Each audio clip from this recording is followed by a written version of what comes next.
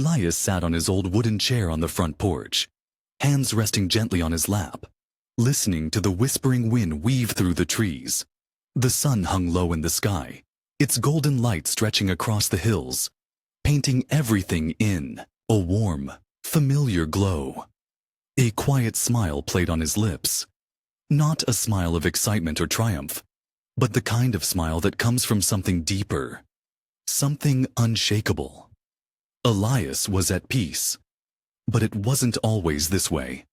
There was a time when a single harsh word could ruin his entire day. A careless remark from a stranger, an offhand comment from a friend, or even a passing look of disapproval would linger in his mind for hours, sometimes days. He let other people's opinions shape the way he saw himself, and in doing so, he handed them the key to his happiness. For years, Elias carried the weight of old regrets. He often found himself looking back, wishing he had made different choices, spoken different words, or taken a different path. And when he wasn't stuck in the past, he was worrying about the future, about things that hadn't happened yet, and maybe never would. Some nights, he lay awake, his mind tangled in an endless loop of what-ifs and if-onlys. Then, something changed. It wasn't one single moment or one great revelation. It was a series of small realizations, like puzzle pieces falling into place. Slowly, Elias began to see that peace wasn't something he had to chase. It wasn't hidden in some far-off place, waiting for him to find it. It was something he could build. One thought, one choice, one moment at a time. It took years, but step by step, he learned how to keep his heart steady, even when life was anything but. He learned how to let go of what he couldn't control, how to stop carrying burdens that weren't his to bear, and how to find beauty in the present moment. Now, at 70 years old, Elias no longer fears the storms of life. He watches them roll in, knowing they will pass. He hears criticism but doesn't let it sink in. He sees change, loss, and uncertainty, but they no longer shake him the way they once did. And today, he wants to share what he's learned with you. Not as a teacher, not as someone who has all the answers, but as a fellow traveler on this journey. So as you listen to his story, take a breath, let your shoulders drop, your mind settle. Ask yourself, what truly brings me peace? If something in this story speaks to you, I'd love to hear your thoughts. What lessons have you learned on your own journey? What challenges have tested your peace? Share your thoughts in the comments below. I read every one. And if you'd like to continue exploring these ideas, don't forget to subscribe. Now, let's step into Elias's journey, the journey to a peace that nothing can shake. Elias sat on a park bench one afternoon, watching the world move around him. The laughter of children echoed through the trees. The soft chatter of passers-by filled the air. And somewhere in the distance, a street musician played a gentle tune.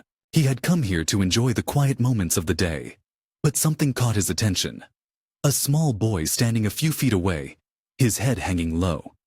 Nearby, a group of other children ran off, their laughter sharp, almost mocking. Elias watched as the boy clenched his little fists, kicking at the dirt beneath his feet. He could see it. The sting of cruel words lingering in the boy's heart, the same way they once lingered in his own. After a moment, Elias called out, his voice warm but curious. "Rough day, kid?" The boy hesitated, then looked up. "They said I was too slow," he muttered, barely meeting Elias's gaze. "They said I'd never be good enough to play with them." His voice wavered. Frustration and hurt tangled together. Elias nodded, letting the words settle between them. He had heard versions of this pain before, in his own childhood, in the years he had spent chasing approval, and in the many people he had met along the way. He knew how easy it was to hold on to words like these, to let them take root. But he had also learned something else, something that had taken him a lifetime to understand. "Let me tell you a little secret," Elias said, leaning forward slightly. You ever seen a glass of water sitting out in the sun? The boy furrowed his brow, confused but listening. Now imagine someone comes along and drops a handful of dirt into that glass. The water turns cloudy, right? Elias continued. But if you keep pouring in fresh, clean water, what happens? The boy thought for a moment. The dirt washes away. Elias smiled. That's right. And your mind is just like that glass of water. People will always throw things into it. Mean words, doubts, insults. But you get to decide if you hold on to them or if you keep filling yourself with better things. The boy was quiet, considering this. You're not slow, Elias said after a moment. You're just learning, and learning takes time. But if you spend all your energy carrying their words around, you won't have any left to prove them wrong. A small shift happened in the boy's expression. Not quite a smile, but something lighter.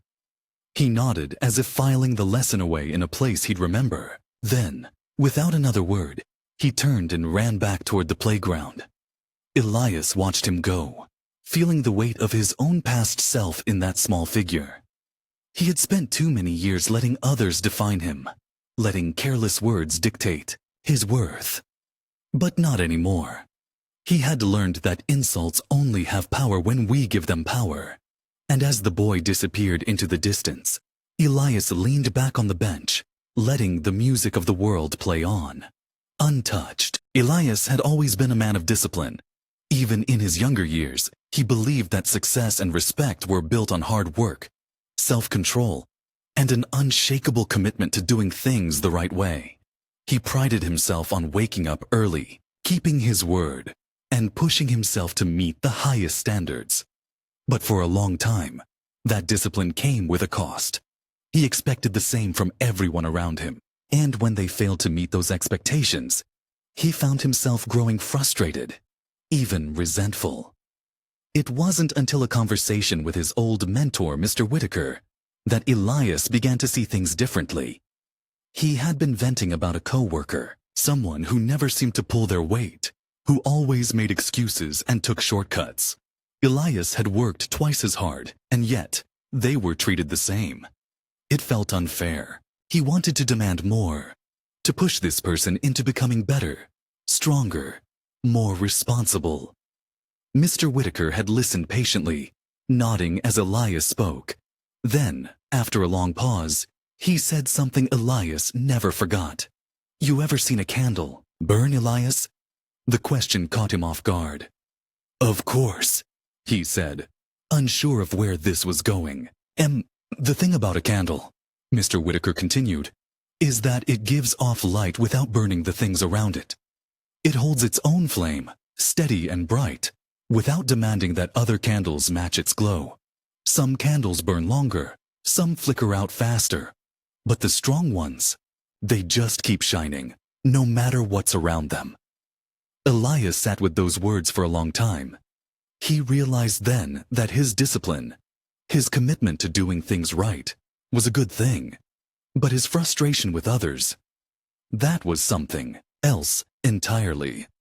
He had been trying to force people to match his own pace, his own path, without considering that maybe they were on a different journey altogether. From that day forward, he made a quiet promise to himself. He would continue to hold himself to the highest standards. He would wake up early, take care of his health, and stick to his principles, even when it was difficult. But he would no longer expect the world to move at his speed. Instead of judgment, he would offer understanding. Instead of frustration, patience. Years later, when Elias watched younger men struggle, making the same mistakes he once condemned, he no longer felt the urge to criticize. He simply carried on, steady as ever, his light burning just as it always had, not to scold the world for its darkness, but to offer a quiet reminder of what was possible. The bus was crowded that afternoon, packed with strangers lost in their own worlds.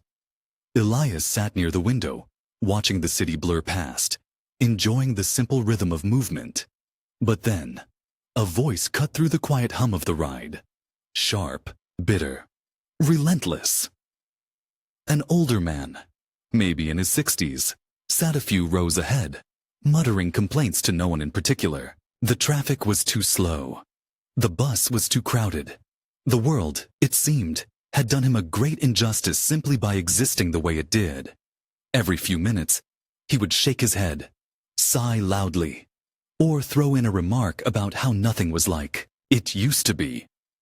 Elias could feel the tension in the air, the way people around him stiffened, some exchanging glances, others pretending not to hear.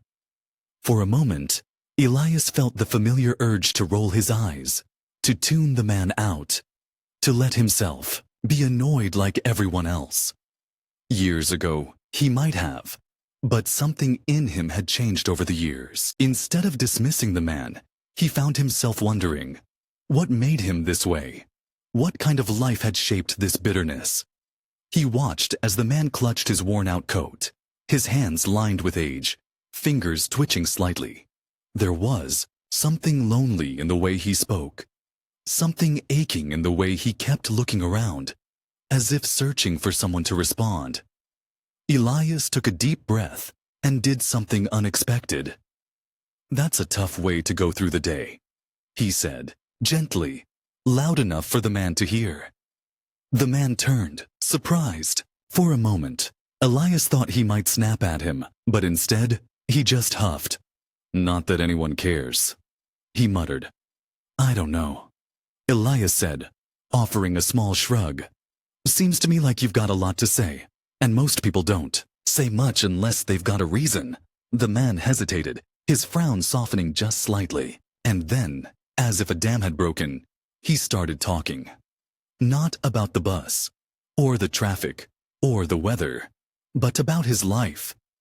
He spoke of losing his wife last year, of how the house felt empty now, of how the world moved on too fast while he was stuck in the past. Elias listened, really listened, and with every word, he saw the man not as a nuisance, but as a person carrying a weight too heavy to bear alone. When the bus reached Elias's stop, he stood and nodded to the man. "I hope today gets a little lighter for you," he said.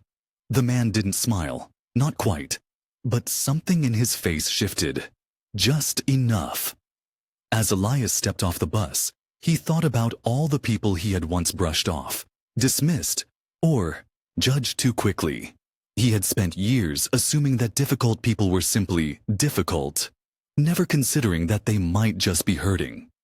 That day, he learned that even the most bitter voices had a story behind them. And sometimes all it took was a little kindness to hear it. Elias ran his fingers over the scar on his forearm, tracing its uneven ridges, feeling the way time had settled into his skin. It had been there for decades, a reminder of a long-ago accident, a careless moment in his 20s when he had lost control of his motorcycle on a slick road. The crash had left him with broken bones, torn flesh, and months of painful recovery. But the physical wounds were not the hardest part to heal. It was the resentment, the endless questioning, the refusal to accept what had happened. For years he hated that scar. He saw it as proof of his own recklessness, a symbol of the pain he had endured. Every time he caught sight of it in the mirror, he was pulled back to that moment. The sharp screech of tires, the cold bite of asphalt, the helplessness of watching his own body break against the pavement. He would think of all the ways it could have been different, all the small decisions that could have led him down another road. If only he had slowed down. If only he had taken a different route. If only. But time, as it always does, moved forward, even when he resisted. The pain faded, the bones mended, and life carried on. Yet his mind remained trapped in the past, fighting a battle that had already been lost. It wasn't until years later when he met an old friend at a cafe that something shifted. His friend, a man who had known real suffering, noticed Elias rubbing his forearm absent-mindedly and smiled knowingly. "You still at war with that scar?" he asked. Elias sighed. "Some things stick with you." His friend leaned back, nodding. "You know, I once heard that a scar is just a wound that stopped trying to hurt you." The words settled deep. a wound that stopped trying to hurt. Elias sat with that thought for a long time. He had spent years carrying resentment for something that had already healed.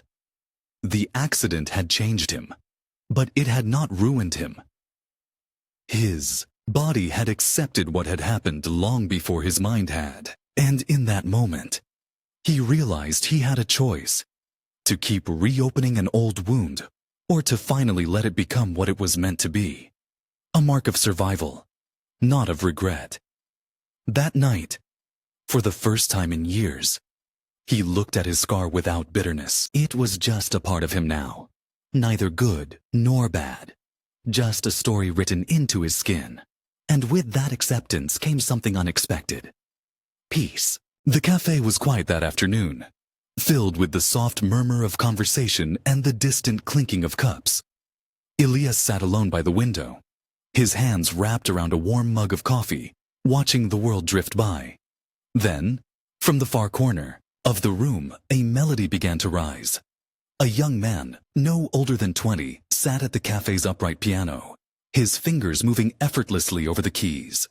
The music was rich, flowing like water, each note perfectly placed, weaving a story without words. Elias felt something stir within him, something sharp, unexpected. Admiration, yes, but tangled beneath it was something else. He recognized the feeling immediately: jealousy. It was quiet, almost imperceptible, but it was there. He had always loved music, had even tried to learn the piano in his younger days, but life had taken him down a different path. And somewhere along the way, he had convinced himself that some dreams were meant for others, not for him. Now, listening to this young man play so effortlessly, Elias felt the weight of what he had once wanted and never pursued. For a long time, he would have let that feeling sit like a stone in his chest. He would have turned away, telling himself it was too late, that there was no use in wishing for things that had already passed. But instead, he sat with it. He let himself feel the envy, not with resentment, but with curiosity. What was it really telling him? That he wished he had this young man's talent? Or that a part of him still longed to create something beautiful? When the song ended, Elias found himself walking over. "That was incredible," he said, his voice warm, genuine. The young man smiled, a little surprised. "Thanks. I've been playing since I was 5. Elias chuckled. "I tried once. A long time ago." The young man tilted his head. "Why'd you stop?" Elias paused, then smiled. "No good reason, really. That night, he went home and pulled out an old notebook where, years ago, he had scribbled down chords and melodies that had never become anything more. The pages were worn, the ink fading, but as he traced his fingers over the notes, something inside him reignited. Jealousy, he realized, was just a signal pointing toward something unlived. And maybe it wasn't too late after all. Elias stood at the edge of a vast, open field, feeling the wind move around him. It wasn't a harsh wind, not the kind that howled or tore through the trees. It was gentle, weaving through the grass, brushing against his skin, flowing as if it belonged to nothing and everything at once. He closed his eyes and just stood there, letting it pass through him. He had come here seeking silence, but the wind had given him something else, something deeper. It moved without hesitation, without resistance, never clinging to where it had been or where it was going. It simply existed in motion, accepting the shape of the world as it was. Elias thought about how different he had been for most of his life, how much he had fought against the natural course of things. He had spent years trying to control what could not be controlled, holding on to seasons that had already passed, fearing the ones yet to come. He thought of the times he had resisted change, the way he had once dreaded growing older, seeing it as a slow fading rather than a natural unfolding. He had once envied the energy of youth, the way life seemed to stretch endlessly before them, while his own years had felt like they were slipping too quickly through his grasp. But standing there, In the presence of something as ancient and ever-changing as the wind, he felt a quiet understanding settle in his chest. Nature did not resist itself. The trees did not cling to their leaves in autumn, nor did the river try to flow backward. The mountains stood tall, not out of defiance, but because that was simply what they were meant to do. And the wind, it never hesitated, never tried to hold on to a single place. It moved freely, because that was its nature.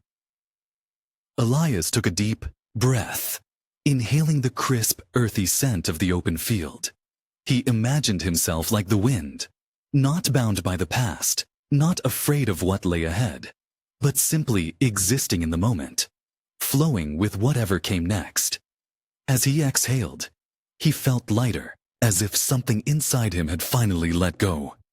He turned and walked back toward home, the wind at his back, carrying him forward, just as it always had. The diner was nearly empty that evening, just a few scattered souls seeking warmth and a meal.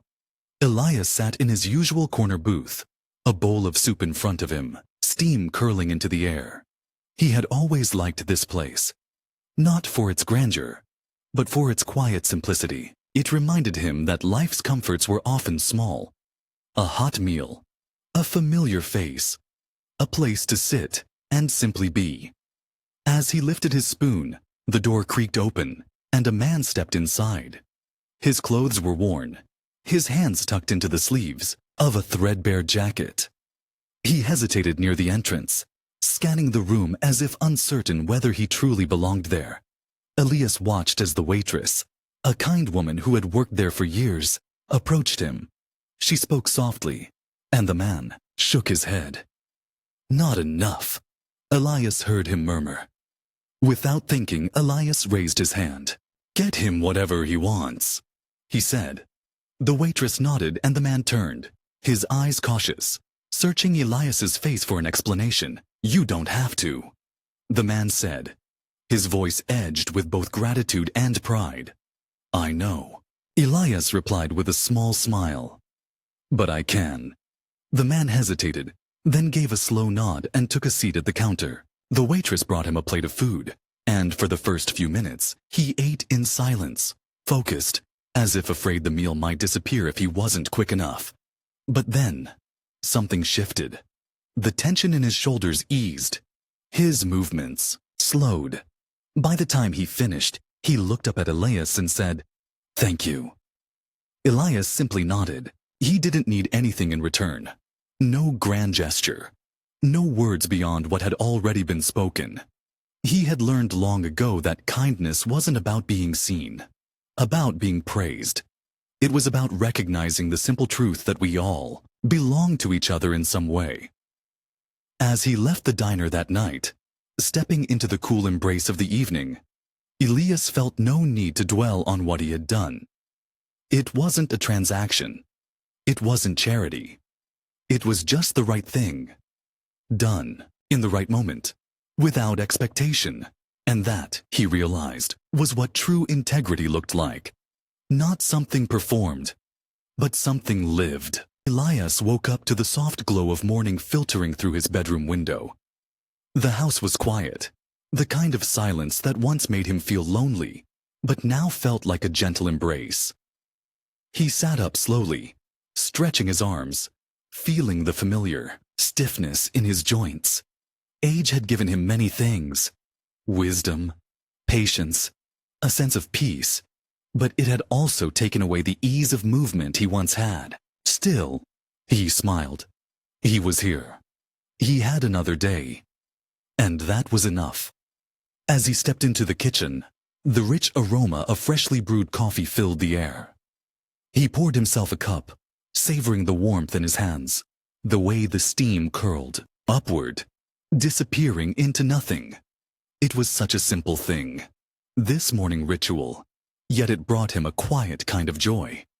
Years ago, he might have rushed through it, his mind already racing ahead to the tasks of the day. But now, he understood that happiness wasn't waiting somewhere in the future. It was right here, in these small, fleeting moments. Outside, the world was slowly waking up, Birds called to one another from the trees, their songs weaving through the crisp morning air.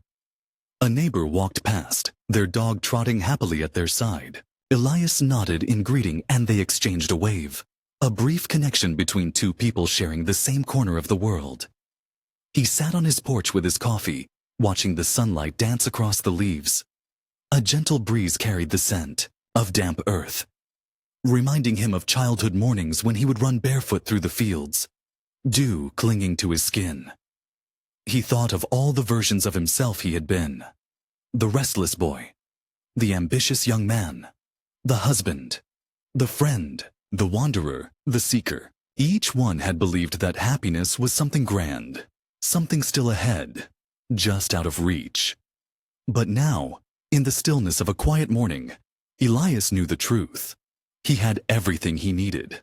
A warm drink, the sound of birdsong, a breath, on of fresh air. The chance to live this day, to witness its unfolding, to be part of it. He closed his eyes for a moment and whispered a silent thank you. Not to anyone in particular, but to life itself. Then, with a deep breath, he stood up, ready to step into another ordinary, beautiful day. The lake stretched wide before Elias, its surface calm, reflecting the soft hues of the late afternoon sky. He sat in a small wooden boat, drifting gently with the current, oars resting at his sides. The rhythm of the water lapping against the hull was steady, soothing. He had rowed out here countless times before, but today, he did something different. He let go. For years, he had gripped the oars tightly, steering with intention, always believing he had to control where he was going. He had lived much of his life that way, pushing against the current, believing that if he tried hard enough, planned well enough, he could dictate the course of everything. But life had shown him otherwise. No amount of effort had stopped the unexpected twists, the losses, the goodbyes, the paths that vanished just when he thought he had found his way. He had spent so much time fighting against what was, trying to force life into a shape of his choosing, only to realize that the river did not obey his will. It never had. Today, he let the boat drift. He watched as the water carried him, moving not in a straight line, but in the direction it was meant to go. He thought about all the moments in his life when he had resisted change, when he had clung to what was familiar out of fear of the unknown. And yet, despite his resistance, life had always moved forward, carrying him to places he never expected. Some painful, some beautiful, all necessary. A breeze passed through, rippling the water, and Elias closed his eyes. Feeling it against his skin, there was a strange freedom in surrender, in understanding that not everything had to be controlled. He was not lost. He was simply moving with the current, trusting that wherever it led, he would find his way. The boat drifted toward the shore, and Elias reached for the oars, not to fight against the water, but to move with it. He dipped them gently, guiding himself not with force, but with ease. He no longer needed to conquer the river. He only needed to trust it. And for the first time in his life, he truly did. The argument had started over something small, something neither of them would remember in a week. Elias stood in his kitchen, listening as his old friend Robert grew more frustrated, his voice rising with each sentence. The words came fast, sharp, demanding a response. But Elias didn't give one. Years ago, he might have.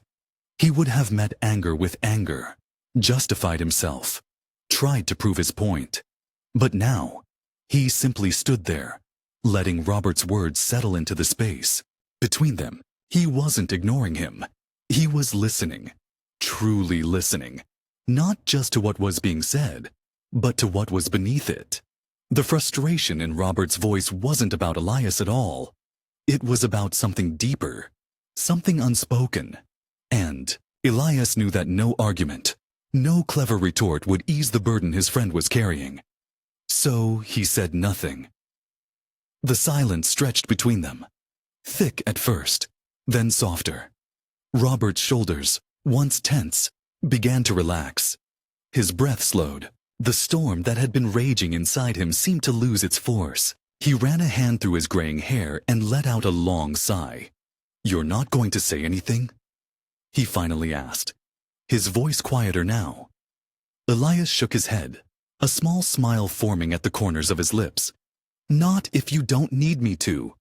Robert exhaled again, this time almost a laugh. He sank into the chair across from Elias, shaking his head. "Damn, you always know when to shut up," Elias chuckled, finally taking a seat himself. "Took me 70 years to learn." The truth was, silence had once made Elias uncomfortable. He had once believed that words were the only way to fill the gaps, to fix things, to make sense of the world. But time had taught him that silence had a power of its own. It could soften an argument, ease a wound, create space for understanding in a way that words never could.